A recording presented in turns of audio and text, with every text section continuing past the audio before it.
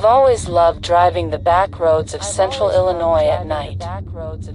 Something about the endless flat fields, the way the corn stalks whisper in the wind, and how the sky feels bigger out there.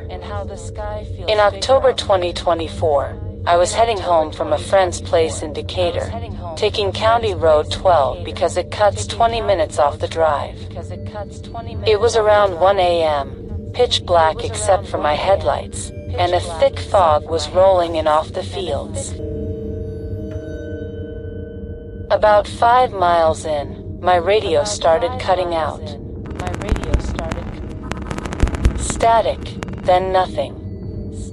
I figured I was in a dead zone, no big deal. Then I noticed something moving between the rows of corn on my right. At first I thought it was a deer, but it was too tall, too thin, and it was keeping perfect pace with my car at 55 miles per hour.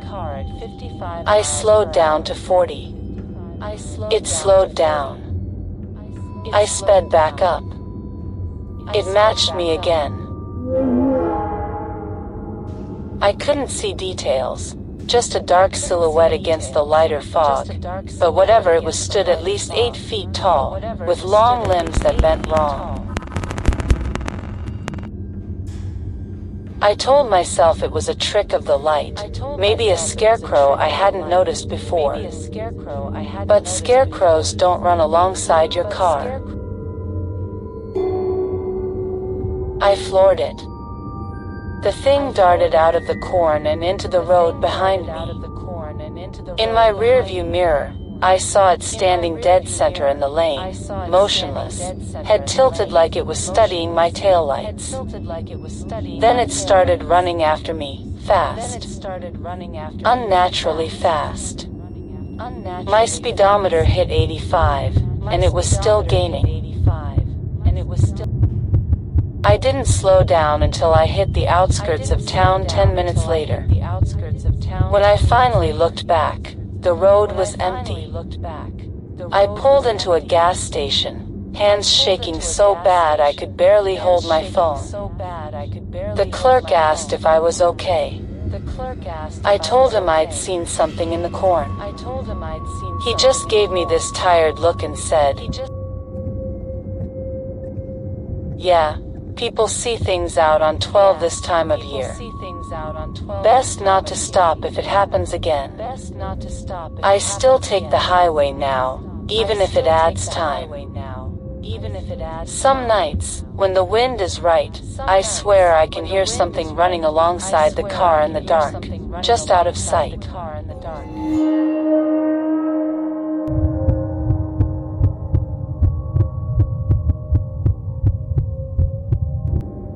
Everyone knows the Stanley Hotel inspired The Shining, so when I got a last-minute cancellation for room 217 in November 2024, I couldn't pass it up.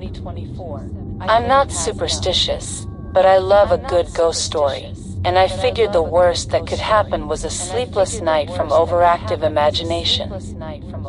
I checked in late, around 10 p.m.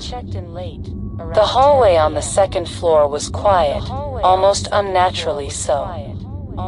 When I opened the door to 217, the room felt heavy, like the air was thicker. I laughed it off, unpacked, and went to bed. At 2:47 a.m., I woke up to the sound of slow, deliberate footsteps walking across the wooden floor, from the bathroom toward the bed. The room was dark, but I could make out the faint outline of someone standing at the foot of the bed. Not tall, just average height, wearing old-fashioned clothes. A woman. She didn't speak. She just stood there, staring down at me. I froze. Couldn't move, couldn't speak. After what felt like minutes, she turned and walked back toward the bathroom. The footsteps stopped. I finally found my voice and turned on the light. Nothing.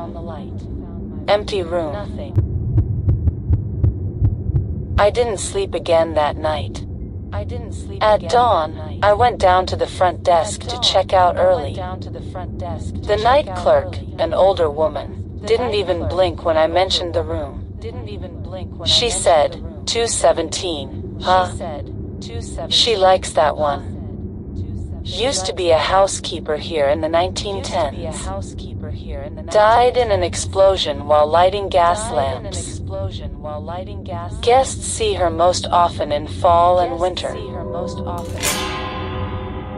I asked why they still rent the room. She shrugged. Some people want to meet her.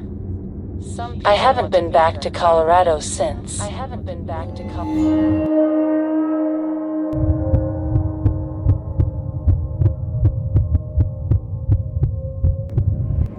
Shades of Death Road is only 7 miles long, but it's earned its name. Murders, suicides, ghosts of Lenape natives, you name it. I didn't believe any of it when my friends dared me to drive it alone at midnight in December 2024.